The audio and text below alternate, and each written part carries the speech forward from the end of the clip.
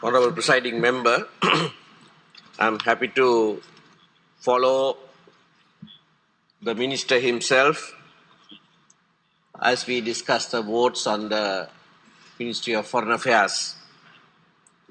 The Minister is an experienced parliamentarian, an able person, and I'm glad to discuss a few matters with regard to Sri Lanka's foreign policy while he is present, together with also a very able and dynamic young parliamentarian, the Minister of State for Foreign Affairs. It was rather comical to witness the spectacle this morning as we started the debate. The bickering between the government benches and the main opposition, each trying to absolve themselves from responsibilities they had undertaken in the international arena. Honorable Lakshman Kiriyella blaming President Mahinda Rajapaksa for agreeing with the Secretary General of the UN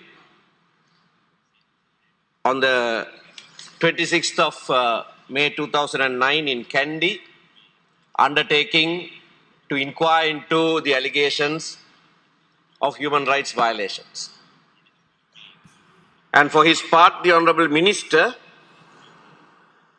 blaming the main opposition when they were in office for co-sponsoring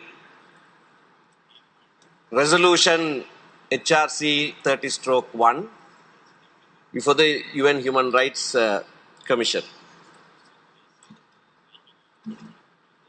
These acts are not acts of certain governments that are in office at a particular point in time. These undertakings are given on behalf of the state. And in the international system, these obligations are taken very seriously. The minister read out the letter sent in February this year, claiming to withdraw from the co-sponsorship of resolution HRC 31. All of us know that you can't withdraw from an act that is already done.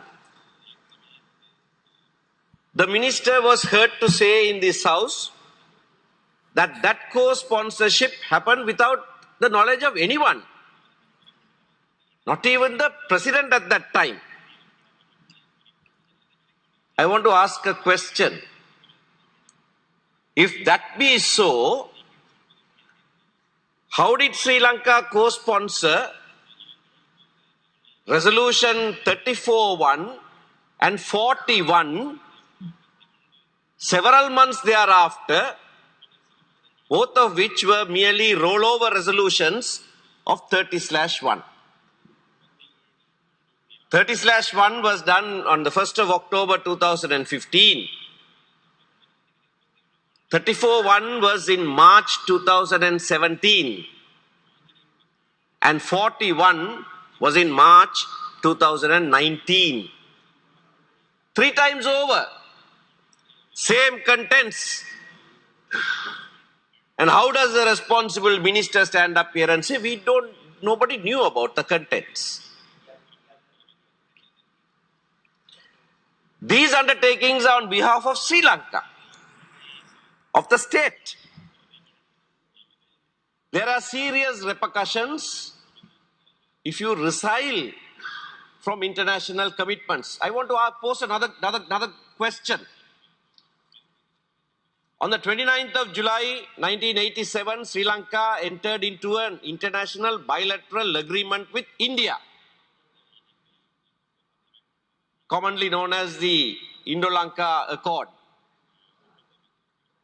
Various speakers in this house at various times say various things about this agreement. Would you have, Mr. Foreign Minister, would you have the courage to write a letter to India like you did to the UN Human Rights Council and withdraw from the Indo-Lanka Accord? If you don't, and you haven't done that, over several decades of your party in office, you must honor it.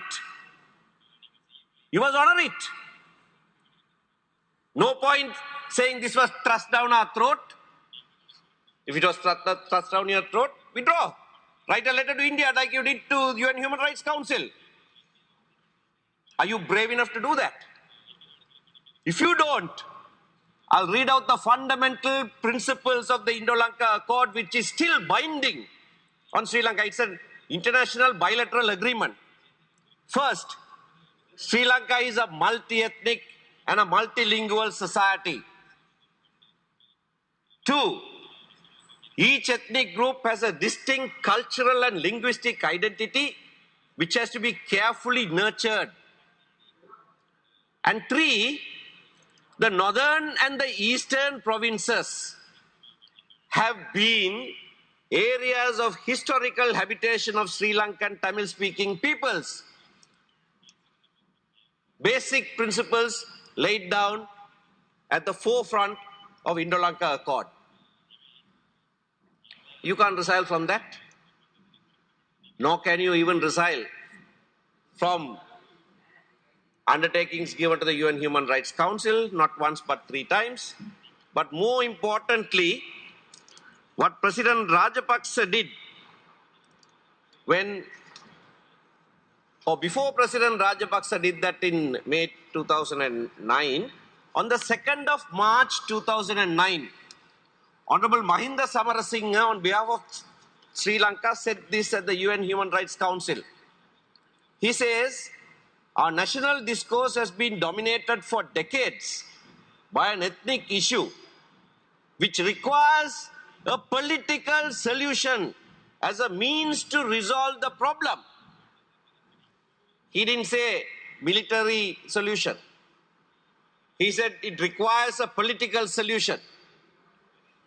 On a recommendation of the All-Party Representative Committee, we are able to properly implement the 13th Amendment to the Constitution, which was passed in 1987.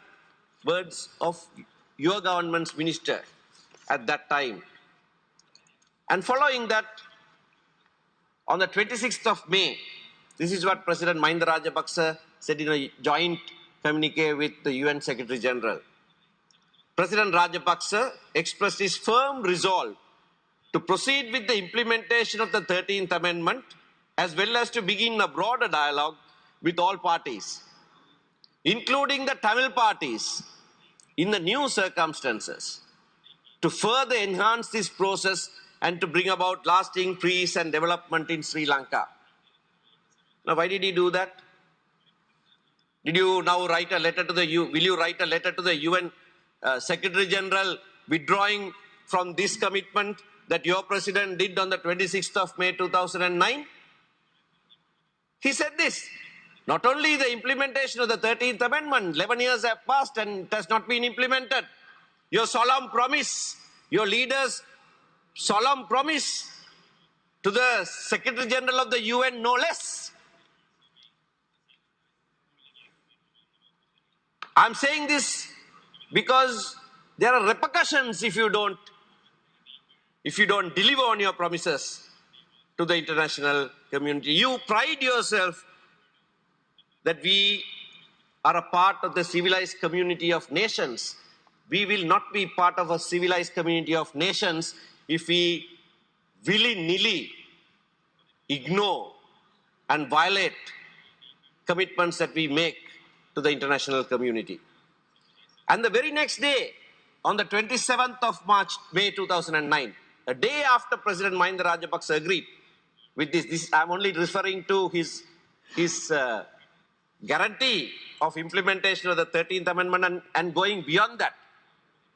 But there are other agreements in that with regard to violation of human rights, and that there will be a domestic mechanism.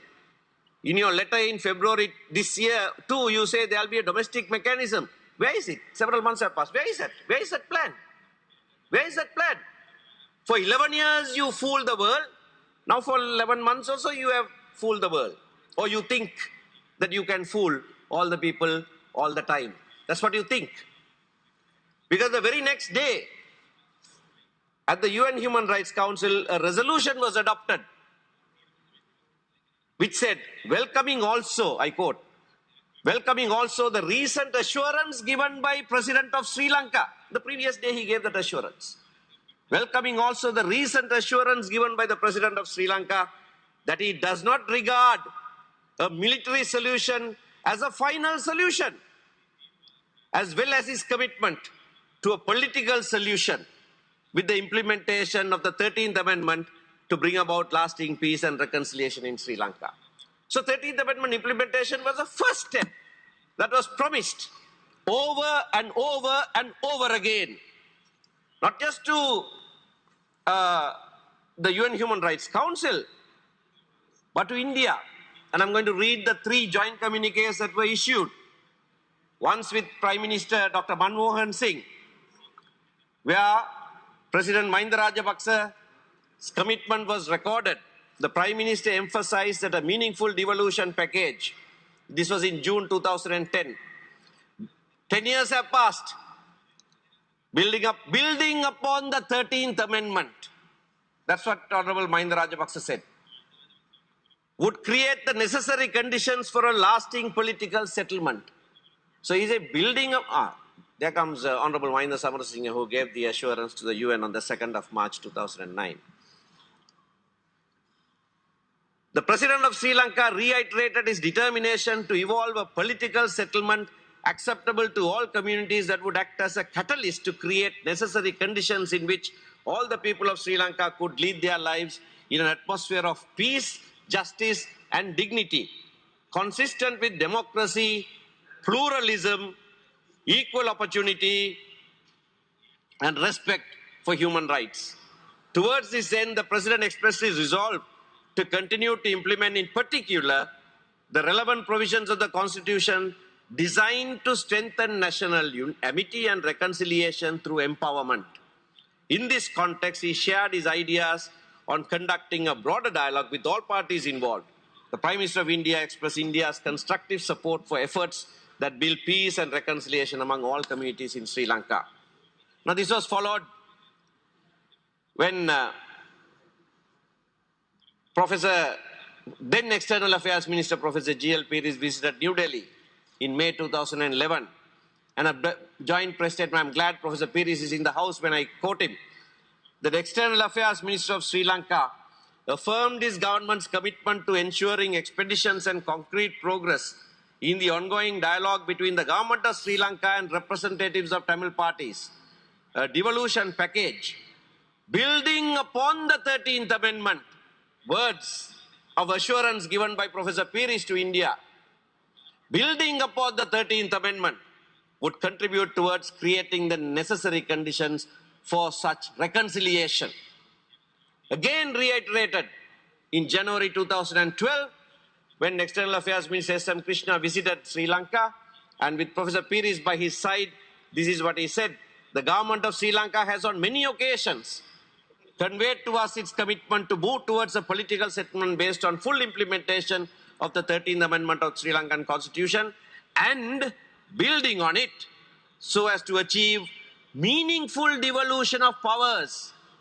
We look forward to an expeditious and constructive approach to the dialogue process. A decade has passed. You haven't done a thing. Some effort was taken in the last government. We participated in good faith. Members who are now in the government also participated. The Honorable Minister of Foreign Affairs was a member of the steering committee. Honorable Susil Premajayant even headed an ad hoc committee. Honorable Member, you have 3 more minutes. Thank you. With regard to relations between the Parliament and provincial councils, and gave a good report. Honorable Bandula Gunawardena chaired another committee. Honorable Mahinda Samarasinghe chaired another committee on human rights, or fundamental rights, and gave a brilliant report. Honorable Dr. Vijayadasa Rajapaksa, who hides behind his lamp all the time here in this house in these sessions, was also a member of the steering committee and drafted the proposals with regard to land powers. So there was an effort, but that you have abandoned now. And there's talk of repealing. Sorry? Yes, State Minister. Sorry? Honorable Tarak Balsuri. Right, all right. Okay, you haven't. Okay, thank you. So I thank you for the assurance that you will abide by all the assurances given to the world. Before I conclude, I need to touch on one or two other matters. I'm thankful for the number that the minister gave that of Sri Lankans who have been repatriated. But there is a serious issue with regard to people in the Middle East, our labor force who contribute so much to our economy, not being given priority in the repatriation process. I hope the foreign minister will look into that and give them priority. Secondly, this is the month of November, in which I said some time ago also, all those who died in wars are remembered. That is why we sell poppy. It's world over. This is the period in which that happens. And in Sri Lanka, particularly in the Tamil areas, for the last 3 decades, it has become a custom to remember the dead who fought the war. They may have fought the state, but nevertheless, they are dead, and their families and others have a right to remember them, as they are accustomed to do. The government has taken great exception to this now, suddenly this year, and is flying members of the Attorney General's Department by special helicopters to Jaffna, to Mullaitivu, all over the place. Amid COVID restrictions, when the Attorney General's Department is in an isolated zone, they are flying around all over without being quarantined to oppose and to obtain orders from magistrates preventing mothers, fathers, sisters, brothers remembering the dead. Honorable member, your Now, time is up. Please wind up. Most unfortunate. Yeah, I'm winding up. Most unfortunate. This. Okay, இன்னும் 5 நிமிஷம் கொடுக்கலாம். அடைக்கலாம் அந்த time. From Adaikalnathan's time, I'll take 5 more minutes. Most unfortunate, most undignified act by the state. Honoring the dead, remembering the dead is, even in our culture, a solemn affair. To be chasing after people. The other day, I stood with a mother, 83 years old. She has only a shack for a house. Her son died in 1985. And as she lit her lamp, I participated in that event. A solemn occasion. Why are you so worried? Why are you so scared of the dead? Is it because you put them to death in the most brutal manner, violating all the international norms? The other thing is, sovereignty is for all the people. Sovereignty is not to be enjoyed by the majority only. And that must be kept in mind. If the majority only enjoys sovereignty, then you're leaving the other peoples out. You're forcing them to claim their own sovereignty. And that would be your own act. The foreign minister, when he started, he said he wants to give a lesson to Honorable Lakshman Kiriyalla about the fact that India is a union because they have a princely states and they had to all be brought together. I want to ask him about the history of this island. When Europeans conquered this island, was there one state here? Was there one kingdom in this island? No, there wasn't one kingdom in this island. There were 3 kingdoms in this island. And they all fell to Western powers at different times. It was only in 1833, consequent to Colebrook-Cameron Commission report, that for administrative convenience, it was made one country. So, you must remember when you try to take lessons on how India became a union or how the United States of America became states coming together, remember the history of this country as well. This country consists of different peoples who each have their own rights in international law.